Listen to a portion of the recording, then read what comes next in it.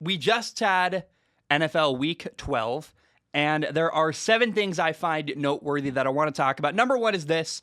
The Green Bay Packers beat the LA Rams 36-28, and here's the story. Rams quarterback Matthew Stafford had 2 turnovers, a fumble and an interception. Both of them led to Packers touchdowns. The fumble gave Green Bay the ball first and goal on the 6-yard line, and the interception was basically a pick six. So basically, Matthew Stafford handed the Green Bay Packers 14 points. The Rams lost by 8. Stafford gave up 14. And like Matthew Stafford's turnovers were the difference in this football game.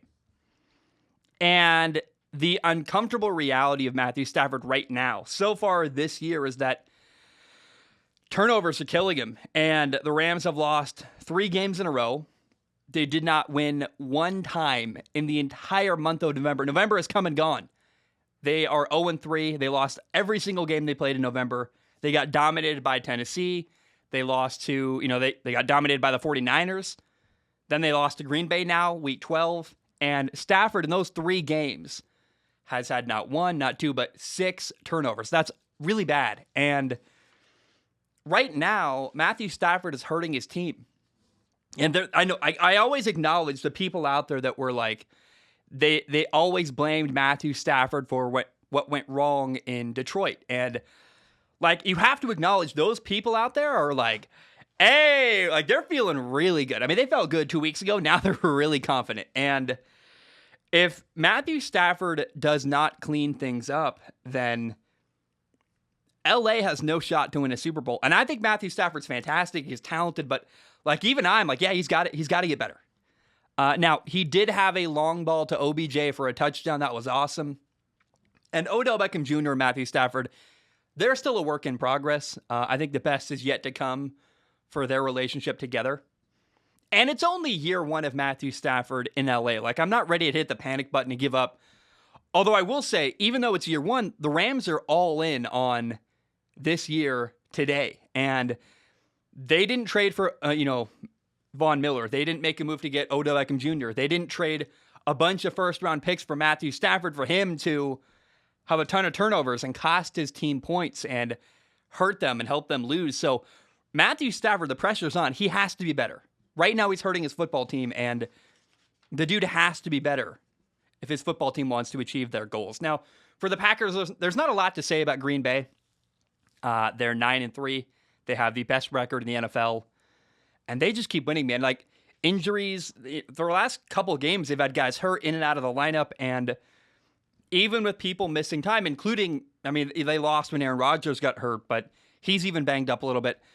The Packers just keep winning. And probably, honestly, right now, Green Bay should be the Super Bowl favorites right now after NFL Week 12. Like, I think we're going to get a rematch in the NFC title game between the Packers and Tampa. And I would be surprised to not see that happen right now, actually, because the Rams, like the Super Bowl's in LA. I've been trying to be like, yeah, the Rams, it'd be cool if they had a Super Bowl in their own city, but the Rams are playing bad right now, and the Packers are on fire. And again, it's the way the Packers are winning. They keep finding a way to win no matter who's in their lineup, and that's really, really impressive right now about the Green Bay Packers.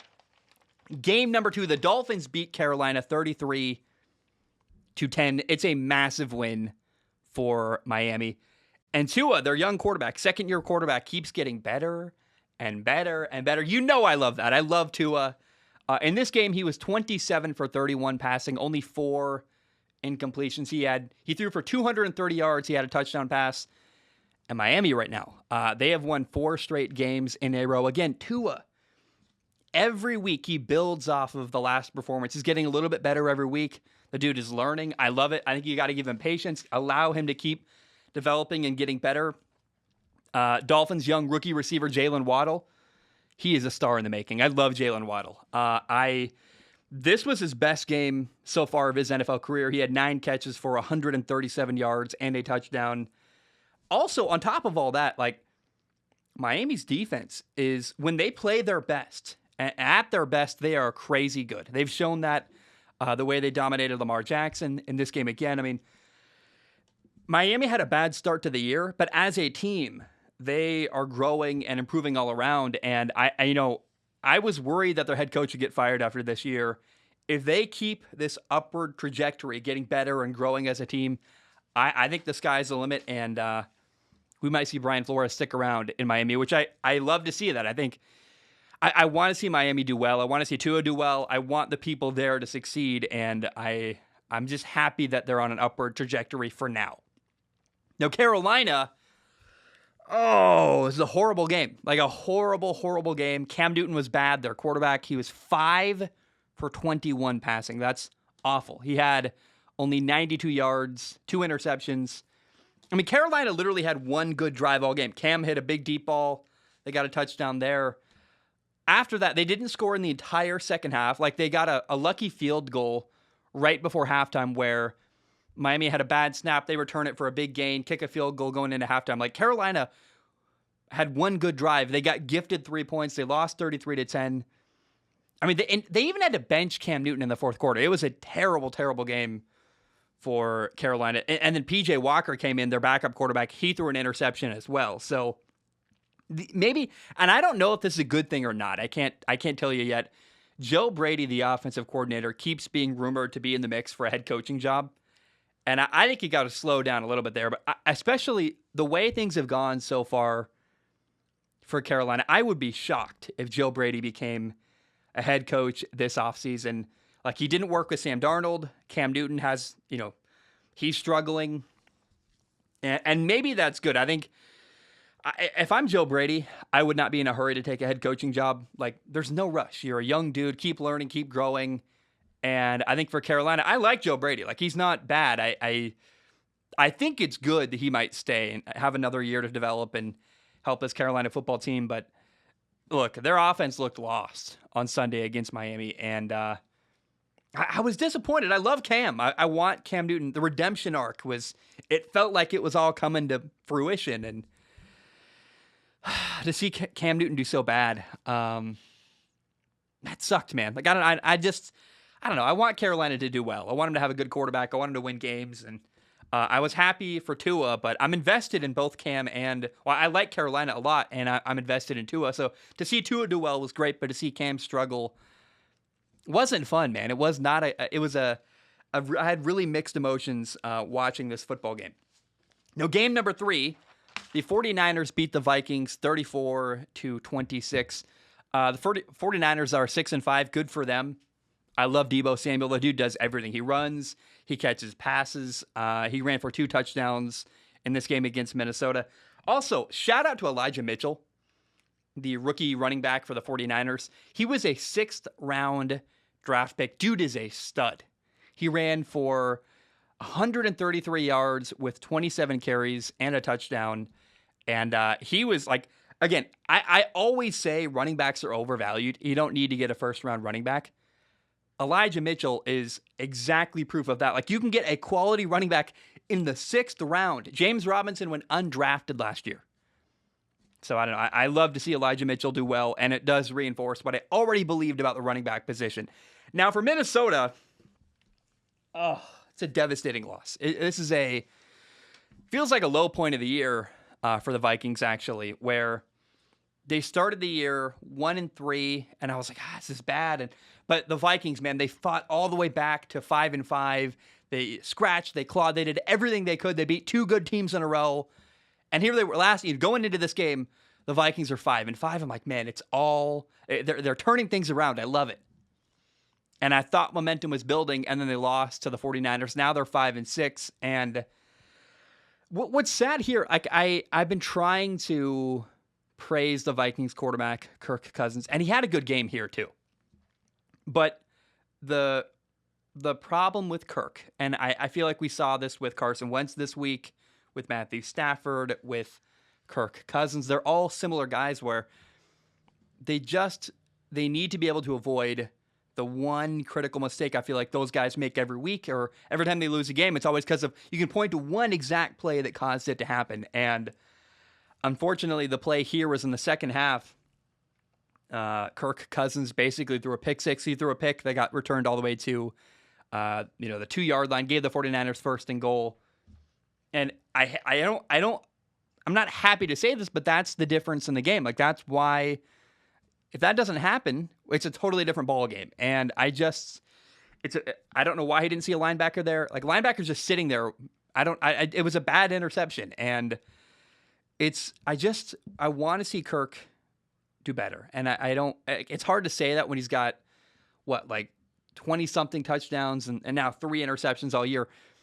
But he has more turnover-worthy plays than that. And it's just, I love Kirk. He's so close always. He's like the little engine that could. Like, I'm rooting for him. I want him to do well. And I feel like he often finds a way to get in his own way. And as much as I love the guy and I want to embrace him, I just feel like there's always something, man. And I don't know. I was sad to see Minnesota lose because I was like, this is a foundational game, and they're going to keep Kirk. I'm not saying I'm not giving up on Kirk. He's not bad or anything terrible, but I was sad to see the Vikings lose and go from 5-5. They fought so hard to get there and lose to the 49ers. Now they're 5-6. That's a tough way to go. And I feel like, the year is over. I don't imagine that Minnesota can recover from a 5-6 start at this point in the year. And I don't know. We'll see, but. Like, the Packers are going to win the division. I don't think they're a playoff team, and I think Mike Zimmer is going to get fired pretty clearly after this year. Number 4, the Patriots beat the Titans 36-13. And, by the way, this is crazy. Tennessee ran the ball for 270 yards. Derrick Henry's out on the injured reserve. Didn't matter. Dontrell Hilliard ran for 131 yards. Deontay Foreman ran for 109 yards. They had 2 running backs run for over 100 yards in this game. Now, the passing game for Tennessee was not great. Both top receivers, Julio Jones and A.J. Brown, are on the injured reserve, and it showed. Not the best game Ryan Tannehill's ever had in his life, and I don't know. It's pretty rare you run the ball for 270 yards and you lose badly. So, weird game for Tennessee. They're 8-4 right now. The Titans season is not over, at all. Nothing like that. This was a tough loss, but look ahead. The last 5 games for Tennessee are, you got the Jaguars, Pittsburgh, the 49ers, Miami, and Houston. Teams that are not, one of those teams only has a winning record even. So they're not easy games, but they're all winnable. And I'm curious to see where Tennessee ends up. I want to see them get healthy. Derrick Henry will hopefully come back for the playoffs. Julio Jones is coming back. A.J. Brown is coming back at some point.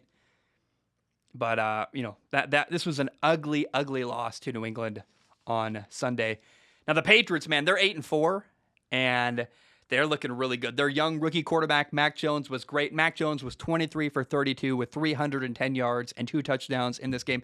Here is the scary thing about Mac Jones. I don't think people are properly understanding how significant it is that he is already doing so well. And in fact, he's still getting better. Like, there's still even better football in the future for Mac Jones, and he's playing at a high level now. Like, the Patriots are back. They got a great quarterback. They got a great defense. They got a loaded roster. They spent a ton of money in free agency. Bill Belichick, king of the castle. I don't know, man. Think about this. Patriots versus Tampa in LA in February in the Super Bowl. That would be amazing. Brady versus Belichick in the Super Bowl. That'd be really fun. And it's not impossible. Man, the Patriots look really good. And they remind me, it's crazy to watch the Tom Brady documentary, Man in the Arena, because you get to relive the early years of Tom Brady and when they were such a defensive-led football team with, clean and decent quarterback play from Tom Brady. And remember, early on in Tom Brady's career, he was good, but he wasn't what he was now or what he was in 2007 when they went, 18-0 or 18-1, I guess. They won with defense and, and not having their quarterback turn over the ball and take care of the football. And it's the same. It's exactly what's happening now in New England. And that recipe, as we've seen before, can absolutely win a Super Bowl. And also, Mac Jones is on a rookie contract for a couple of years. So if you're a Patriots fan, you're so happy. I can't believe, man, of course. Why did people ever doubt that Bill Belichick wouldn't figure it out? But the Patriots are back, and Mac Jones is fantastic. Now, let's keep talking about Tampa, because number 5, the Buccaneers beat the Colts 38-31. Actually, I guess I want to talk about Indy first. The Colts are now 6-6, which It kind of reminds me of Minnesota, where Minnesota fought all the way back to 500 just to lose in this game. And I don't think losing to Tampa is like a shameful thing, but being 6-6 is not good for the Colts. Now, they're still in the mix because the AFC is crazy, but Colts quarterback Carson Wentz threw for 300 yards on 3 touchdowns. Sure, that's great. He also had 3 turnovers against Tampa, 2 interceptions and a fumble. Now, interception number 2 of the day, it was on a Hail Mary on the final play of the game. Like, you can't hold that against him. But he started the third quarter with a fumble and then an interception, and both of them led to Tampa Bay touchdowns. So I see a lot of similarities here between the way Matthew Stafford played this week against Green Bay and the way that Carson Wentz played against Tampa. It's just like, man, like your quarterback is costing you points and you're losing close games because of it. And the Colts, like, man, they had such a perfect first half. They were up 24-14 at halftime. I was just kind of heartbroken and sad to see the Colts lose that way, where they had the game in their grasp. They're showing all their potential. They're flexing their muscles, and then they kind of fall apart in the third quarter. And you're like, oh, no. And, oh, man, I makes me emotional. Like, I was rooting for – I'm really excited. I really, truly believe in the Colts. And you watch Hard Knocks, and you see that Frank Reich, their head coach, he really believes in – like, he's not saying it because he thinks it'll help his team. Like, Frank Reich really believes in his football team, the head coach there. And I believe in the football team. Like, the potential is massive with the Colts. They're capable of a lot. And it's only year 1 of the Carson Wentz, but – and I resigned a while back. Super Bowl's off the table for the Colts, but – I would love to see them make the playoffs and have a good year they can build off of. And I was hoping that the Colts would win this game. I'm not going to lie. I got to say, I loved the Colts throwback uniforms with the couple stripes on the sock. Now, teams are superstitious, so they lost in the uniforms. I hope they wear them again someday. I don't know that they will. Although that was very cool. I think it's a great win for Tampa. Like, Tampa's 8-3. Indy's a better team than their record would show. Huge win for Tampa Bay this weekend. And again, I said it earlier in the segment, but I'm really, truly thinking that we're going to get a rematch in the NFC title game of Green Bay versus Tampa, the game to get into the Super Bowl. That would be really fun. And I think it would be the 2 best quarterbacks, Tom Brady and Aaron Rodgers, playing against each other. That sounds fantastic. So, yeah, man, I don't know. Number 6, got a huge win for Cincinnati this weekend. The Bengals beat Pittsburgh 41-10. Joe Mixon, the Bengals running back, ran 28 times. He had 165 yards rushing and 2 touchdowns. Joe Burrow was good. Had an interception, but otherwise, like 20 for 24 passing. Really clean game. Not like a massive number stat-wise, but like playing good football. It's pretty beautiful to see, actually.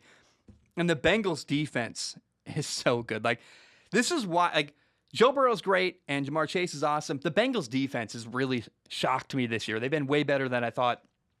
And don't look now, but if the playoffs started today, the Bengals would be a playoff team. They'd be the number 5 seed, actually, in the AFC. They are 7-4, and I'm so happy to see that. Like, to see that Joe Burrow really is legitimately turning around the Bengals, and it's just awesome. Now, Big Ben, the Steelers quarterback, had 3 turnovers, 2 interceptions, and a fumble. Basically, Big Ben handed Cincinnati 17 points.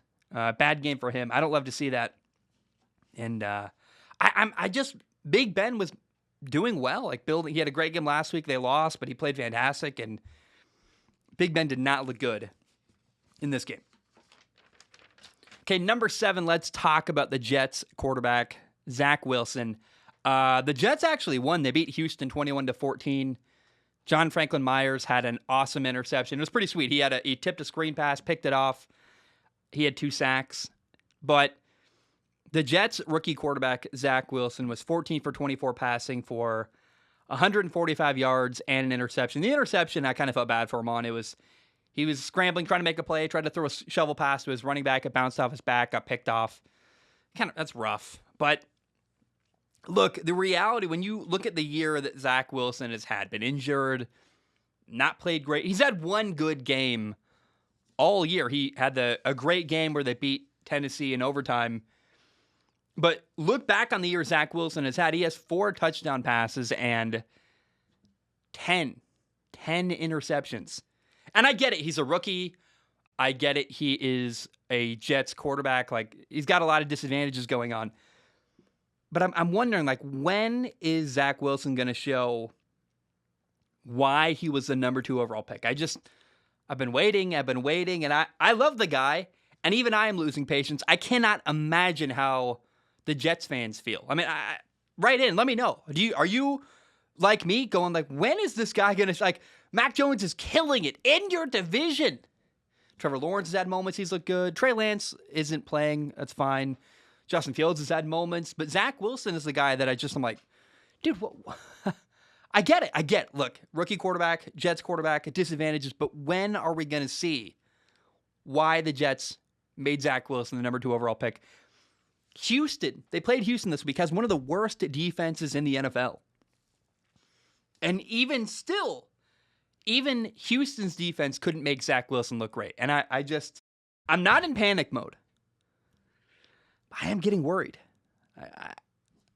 I thought by now it'd be better. And he would have at least something to give me hope. He had one good game. And that, at this point, feels like a fluke. And I'm getting increasingly worried about the Jets' young quarterback, Zach Wilson. And I hope that's just me overreacting. But it's like, at what point is this going to pop and he's going to look good? I don't know. I'm waiting, and it's still not happening.